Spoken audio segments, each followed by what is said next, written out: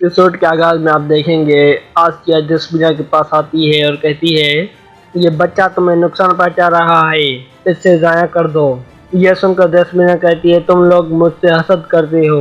अगर उरूज को कुछ भी बताया तो मैं तुम्हें मार डालूंगी। और इजाबेल से भी कह देना अपना मुंह बंद रखे, वरना उसका सराय उसी के ऊपर गिरा दूंगी।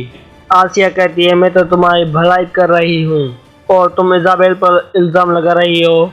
उसकी नीयत खराब नहीं थी, वो एक नेक औरत है। तुम जानती हो उसने कितने राज छुपाए हैं। जसबीना कहती है, कौन से राज? आसिया कहती है, डाकुओं ने इसाक आगा को कैद किया था और उरूज उसी को बचाने के लिए गया था। यह सुनकर जसबीना परेशान हो जाती है। यहाँ जाफर सराय के मालिक से कहता है, शाहीन साहब का मिजाज गर्म हो रहा है। मैंने उसे बताया कि वो तनहा नहीं है, मगर सराय का मालिक उसकी बात काट कर कहता है, देखो जाफर, अगर उसे मेरे इस मामले में होने का पता चल गया तो शाहीन खुद को पीछे कर लेगा।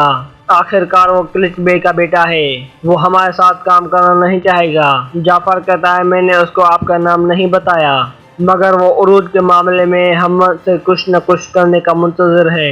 जिसके जामे सिलेवी कहता है, देखो जाफर, उरूज के पास अभी कोई काम नहीं है और यह सूरत हाल तुम्हारे पास खुद काम लाएगा। सुबह से दिए गए आदमियों का नाम लिख रहा हूँ। यह सुनकर जाफर खुश हो जाता है। इसके बाद वो जाफर से कहता है, तुम्हारे आदमी यतीम खाने पर नजर रख रहे हैं ना? जाफर कहता है, बिल्कुल जनाब, मुस्तकिल नजर रखे हुए हैं। बच्चा और औरत तो वहाँ पर है, लेकिन वो दरवेश गायब है। जिसके जामे सिलेवी कहता है, अगर तुम उसके बारे में मालूमात हासिल करने में नाकाम रहे तो मैं अपना कलम रोक दूंगा। समझ रहे हो ना? यहाँ उरूज और इलियास बाजार से जा रहे होते हैं। उरूज इलियास से कहता है, फिक्र मत करो इलियास, अल्लाह सबसे बड़ा है, वो रास्ते खोलने वाला है। इलियास कहता है, मैं इसलिए परेशान नहीं हुआगा, रिज़्क की जिम्मेदारी अल्लाह के हाथ में है, ये हमारा ईमान है। लेकिन काम जब कमीनों के साथ होने लगे तो किसी न किसी तरह रुक ही जाता है। उरूज कहता है, ओनिता काफिरों का निज़ाम है, इस तरह के लोग जाफर को ही कप्तान बनाएंगे। हमारा यहाँ ठहरना गलत है, मगर तुम मेरा मकसद जानते हो। इलियास कहता है, मैं जानता हूँ रईस, आप ओनिता का निज़ाम पता लगाना चाहते हैं, पर्दों के पीछे जो कुछ चल रहा है आप जानना चाहते हैं। यहाँ जवानी डीगो का इलाज कर रहा होता है और उससे कहता है, लंबा सफर करना आपके लिए ठीक नहीं है, ज्यादा सफर करने से परहेज करें। उसके जा में डीगो कहता है, जहाँ पेट्रो होगा मैं भी वहाँ पर जाऊँगा। वापसी पर बीमारी का पता लगाओ कि ये कौन सी बीमारी है। मुझे तुम पर पूरा भरोसा है जवानी। इसके बाद पेट्रो कहता है, मुझे भी तुम पर भरोसा है जवानी। उसके बाद जवानी पेट्रो से कहता है, मैं आपसे कुछ पूछना चाहता हूँ जनाब, क्या ज़ैनब ठीक है? वो भी मेरी तरह हकीम है। यह सुनकर पेट्रो गुस्से से कहता है, मैं तुम्हारे साथ दोस्ताना अंदाज में बात करता हूँ, लेकिन इसका मतलब ये नहीं कि तुम अपनी हद पार करो। उसके बाद पेट्रो कहता है, मैं तुम्हें समझ सकता हूँ जवानी, और तुम्हारी आंखों में उसके लिए मोहब्बत भी देख रहा हूँ, लेकिन ज़ैनब तुम्हारी सोच से ज्यादा खतरनाक है। उसी दौरान रात को वहाँ पर आ जाता है और कहता है, हमारे लोगों ने अबू मोहम्मद को जिंदा पकड़ लिया है। यह सुनकर पेट्रो बहुत खुश हो जाता है। यहाँ देश बिना उरूज से कहती है, आपने मुझे अपने खानदान के बारे में क्यों नहीं बताया? क्या मैं आपका खानदान नहीं हूँ? उरूज कहता है, तुम्हें इस बारे में किसने बताया?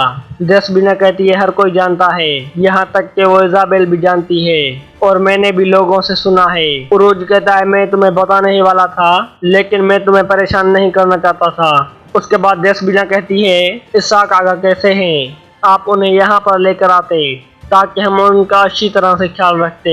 उरूज कहता है, मैंने उनसे कहा था, लेकिन उन्होंने मेरी बात नहीं मानी और मैं दिल्ली चले गए। जसबीना कहती है, जब हमारा बच्चा पैदा होगा तो हम उनके पास जाएंगे, शायद बच्चे को देखकर उन्हें तसल्ली हो और वो हमें माफ कर दें। यहाँ ज़ैनब उस दीवाने को समझा रही होती है कि ज्यादा चीखो चिल्लाओ नहीं, यहाँ छोटे बच्चे हैं, ये डर जाएंगे, लेकिन वो दीवाना फिर से चिल्लाने लग जाता है। उसी दौरान लीना ज़ैनब के पास आकर कहती है, मैंने हर तरफ देखा है, हमजा नजर नहीं आ रहा।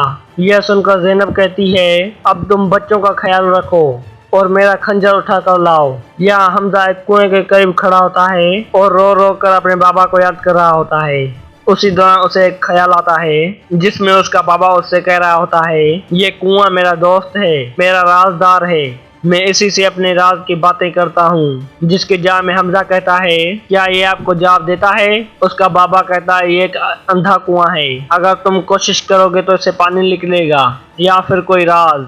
उस ख्याल के बाद हमजा एक बाल्टी को निकालता है और उसमें से एक थैली निकालकर अपनी जेब में डाल देता है और एक खत भी निकालता है जिससे वो पढ़ने लग जाता है।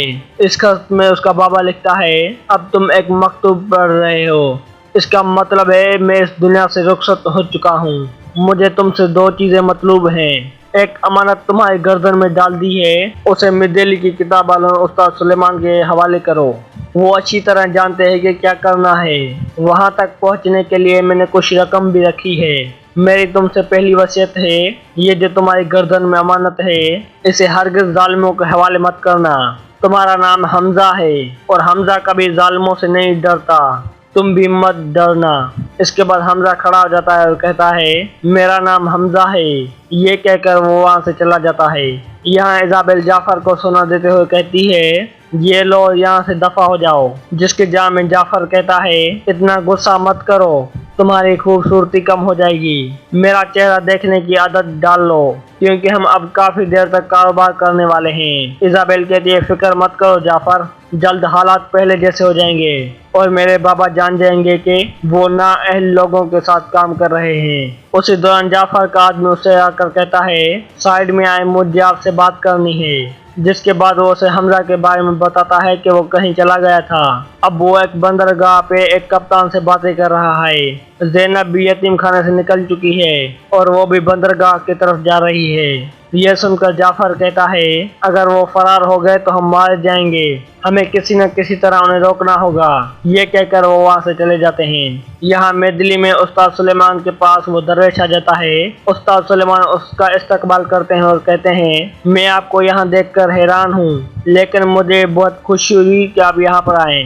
उसके बाद दरवेश बैठ जाता है और उस्ताद सुलेमान से पूछता है, क्या जो मैंने सुना है वो सच है? क्या कुफार के जजीरे पर हमलावर होने वाला याकूब आगा का बेटा खिजर है? उस्ताद सुलेमान कहते हैं, जी हाँ, आपने दुरुस्त सुना है।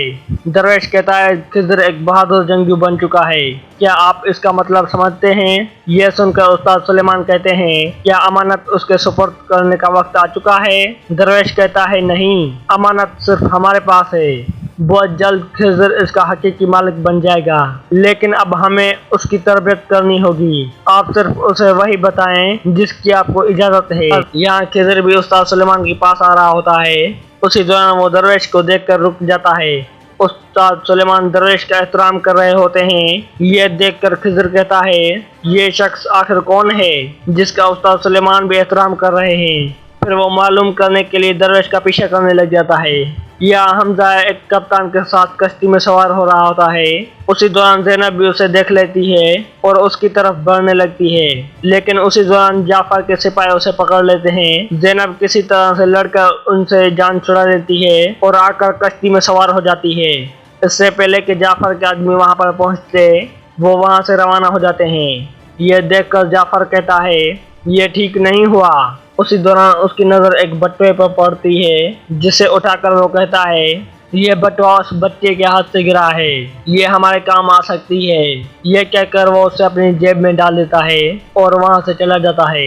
यहाँ दरवेश एक गार में पहुंच जाता है और खिजर भी उसका पीछा करते हुए वहां पर पहुंच जाता है।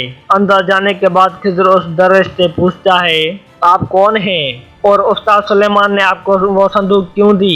दरवेश कहता है, मैं तुम्हारे बाबा का दोस्त था और अब तुम्हारा दोस्त बनने आया हूँ। उसके बाद वो एक अंगूठी निकालकर खिजर को देता है और कहता है, ये तुम्हारे बाबा की अंगूठी है। खिजर कहता है, आप मेरे बाबा को कैसे जानते हैं? दरवेश मुस्कुरा कर कहता है, कालू बला से।